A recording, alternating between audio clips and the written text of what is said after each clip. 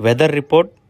ఆంధ్రప్రదేశ్ మరియు తెలంగాణ రాష్ట్ర వ్యాప్తంగా రాబోయే 2-3 రోజుల పాటు భారీ వర్షాలు పడే అవకాశం ఉన్నట్లు వాతావరణ శాఖ అయితే వెల్లడించింది. మరోపక్క చూస్తే నిన్న మొన్న బీభత్సమైన వర్షం అనేది చాలా ప్రాంతాల్లో కురిసిందనమాట.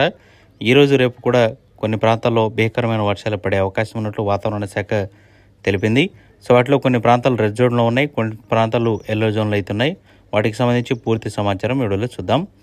ఇక ఏపీలో వర్షాలు అయితే ప్రజెంట్ తగ్గుముఖానికి అయితే వస్తున్నాయి. తెలంగాణ మాత్రం అయితే దంచి కొడుతున్నాయి. కాబట్టి ప్రజలు జాగ్రత్తగా ఉండాలని వాతావరణ శాఖ కీలక నిర్ణయం అయితే ప్రకటించింది.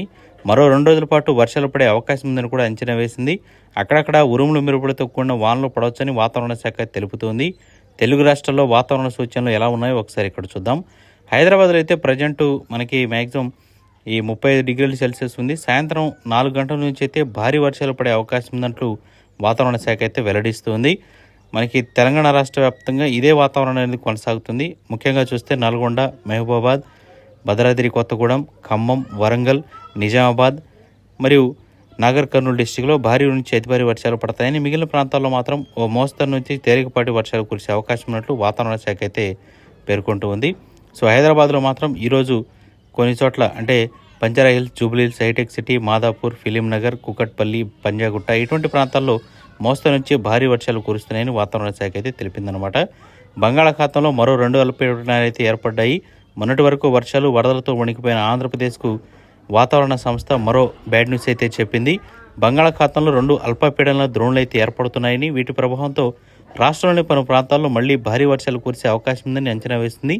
నైరుతి బంగాళాఖాతంలో ఆంధ్రప్రదేశ్, తమిళనాడు తీరాలకు సమీపంలో అక్టోబర్ 7వ తేదీ లేదా 8వ తేదీల్లో తుఫాన్గా ఏర్పడే అవకాశం ఉన్నట్లు తెలిపింది. ఆంధ్రప్రదేశ్, యానం మరియు తెలంగాణ మీదుగా పశ్చిమ వాయు దిశలో తక్కువ ఎత్తులో గాలులు అయితే వీస్తున్నాయన్నట్లు పేర్కొనింది. ఈ అల్పపీడన ప్రభావంతో రాయలసీమలోని కొన్ని ప్రాంతాల్లో భారీ వర్షాలు పడతాయని అంచనా వేసింది. ఇక ఆంధ్రప్రదేశ్, యానంలో వివిధ ప్రాంతాల్లో మెరుపులతో కూడిన వానలు పడతాయని కూడా అవకాశం ఉందని తెలిపింది. ఈ తుఫాను ప్రభావంతో తమిళనాడు, ఆంధ్రప్రదేశ్, తెలంగాణ, మహారాష్ట్ర ఈ ప్రభావం అనేది ఉంటుందని పేర్కొనింది. ఇదిలా ఉంటే దక్షిణ బంగాళాఖాతంలో దాని పరిసర ప్రాంతాల్లో మరో అల్పపీడనం విస్తరించి ఉందని తెలిపింది. దీని ప్రభావంతో ఈశాన్య భారతదేశం అంతటా విస్తారంగా వర్షాలు ఉరుములు మెరుపులతో కూడిన జల్లులు పడే అవకాశం ఉన్నట్లు కూడా పేర్కొనేది.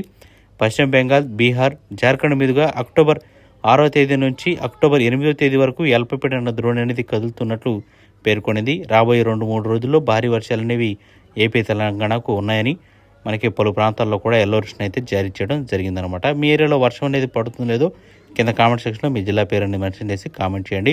ఎవడైనా సెలెక్ట్ చేయండి. వెంటనే ఛానల్ని సబ్స్క్రైబ్ చేసుకుని డైలీ ఫాలో అవుతుండండి.